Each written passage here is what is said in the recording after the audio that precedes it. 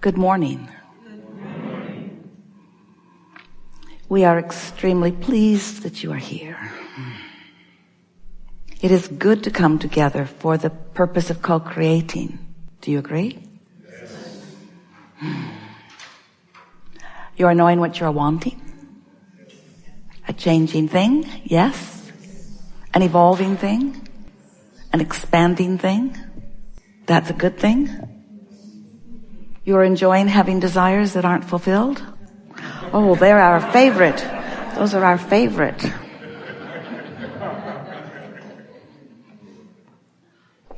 Well, what is a manifestation anyway? Something that you want. Is it necessary that others see it for it to be?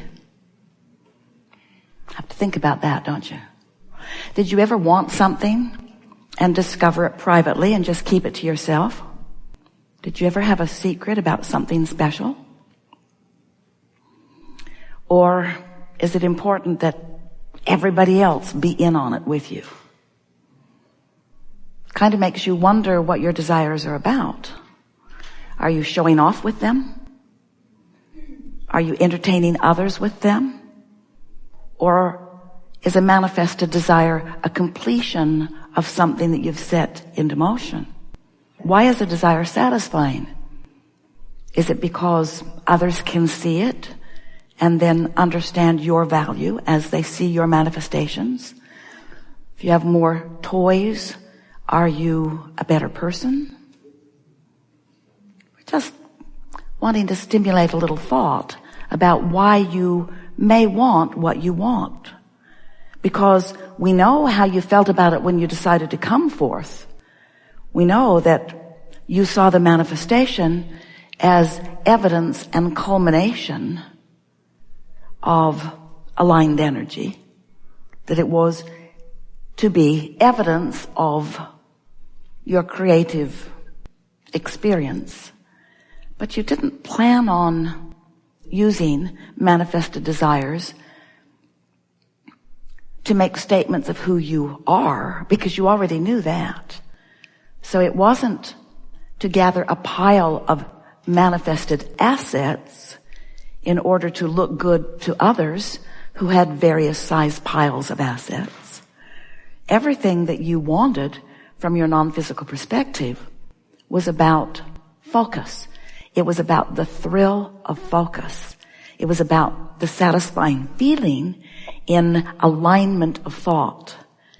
It was about connecting to the energy stream that creates worlds and focusing that same stream in the direction of your choices, understanding that a focus is all that was required. That all you had to do is decide and hold a steady focus, and steady is the operative word in this sentence, a steady focus that would then naturally, inevitably gather around itself, because law of attraction is a very powerful thing. Activate a thought, don't dilute it with contradictory thought, hold it steady, and it must become more. And eventually, in the becoming, it will manifest so that others will see it.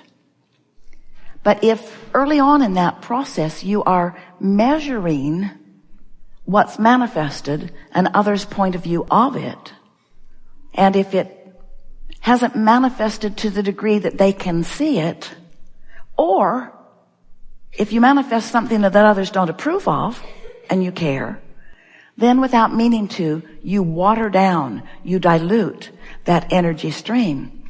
And so the manifestation is slower to come. And most important, your experience in the process isn't satisfying. And then you begin to wonder, what's it all about? Why am I doing what I'm doing? Are my goals and dreams and hopes valid? Or do I need to measure them against all others to see how they stack up? And if I find myself on the approved list of desires, then how do I ensure that I will receive them? And who do I ask about how well I'm doing? And who gets to decide who gets the juice today? Is it available to all of us? Or is there a quantifiable pile of energy stream juice? And if somebody else is needing it more than me, should I hold back and deprive myself?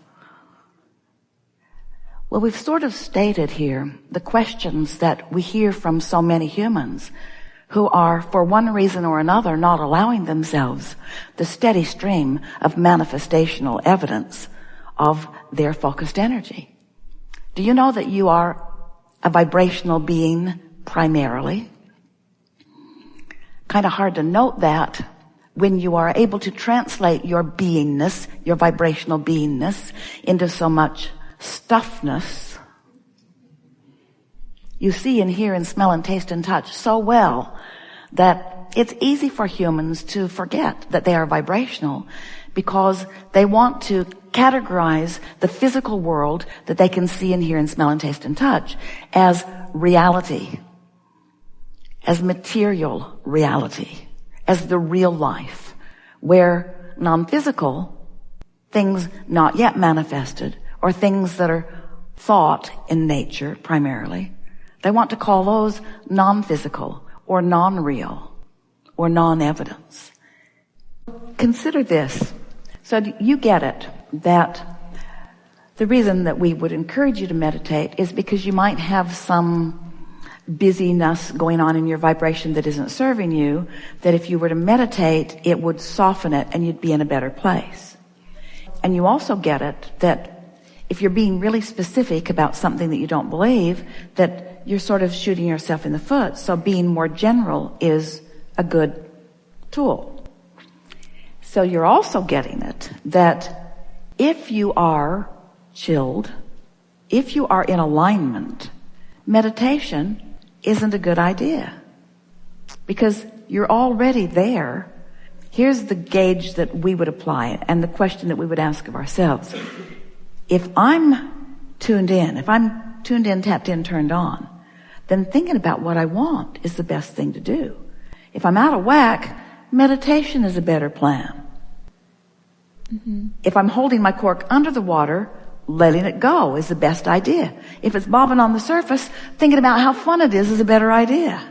We're not encouraging you to meditate just for the sake of meditating. It's a tool to release resistance. And sometimes you don't have any resistance to release, so it is a chore that is unnecessary.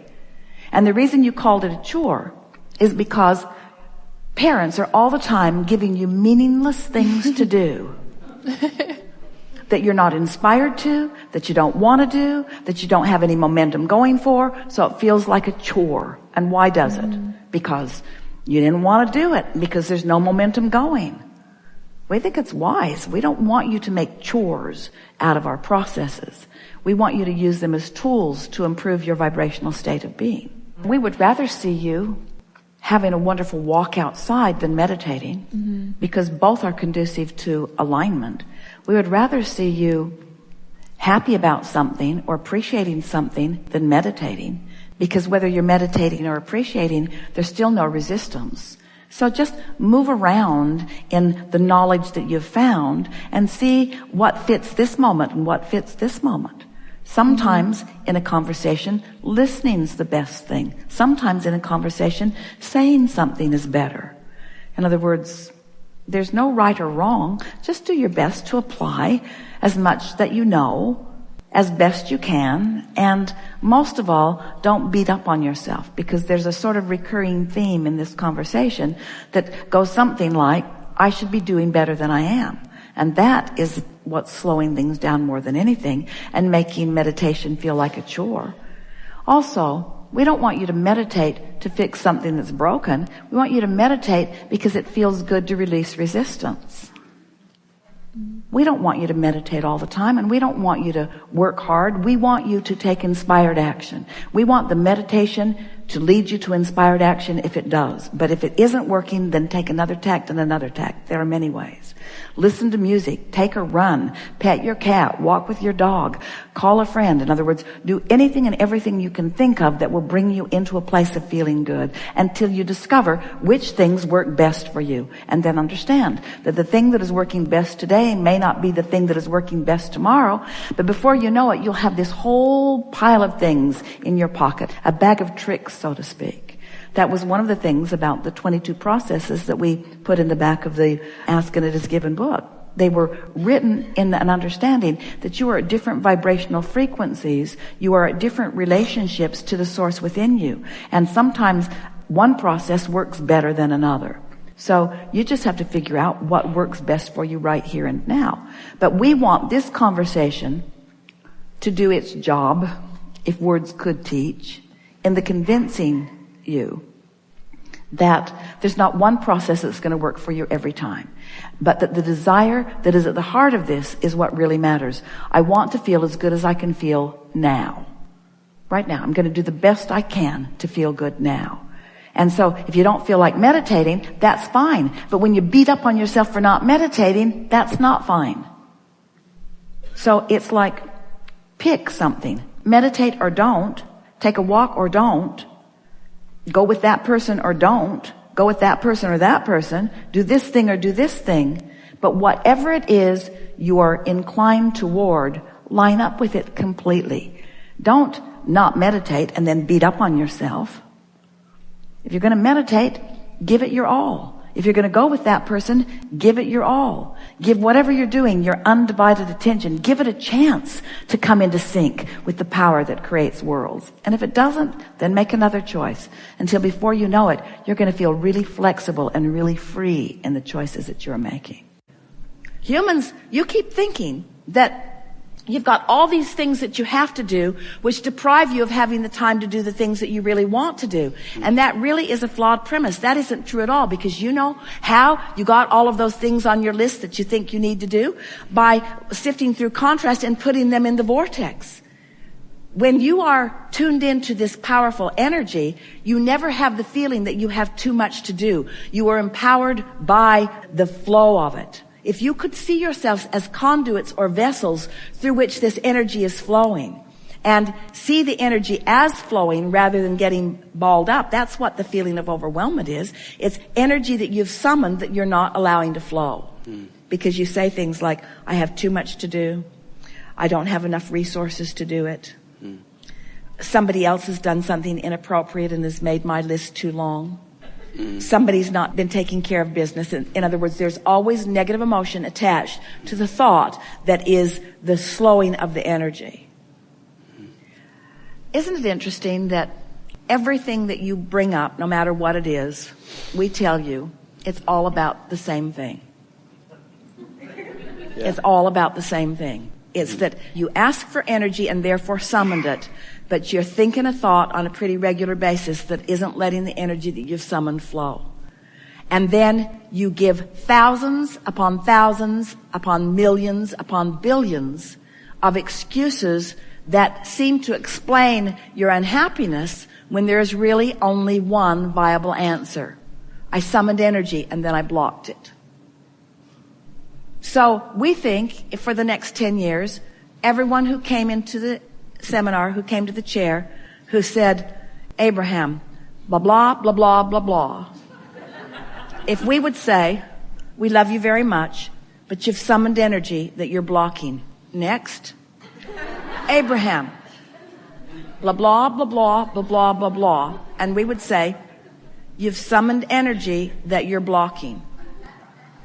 Abraham, blah, blah, we only have 15 more minutes. Blah, blah, blah, blah, blah, blah, blah, blah, blah, blah. You've summoned energy that you're blocking. And after a while, someone would say, how do I know that I've summoned energy that I'm blocking? And we would say, blah, blah, blah. No, we would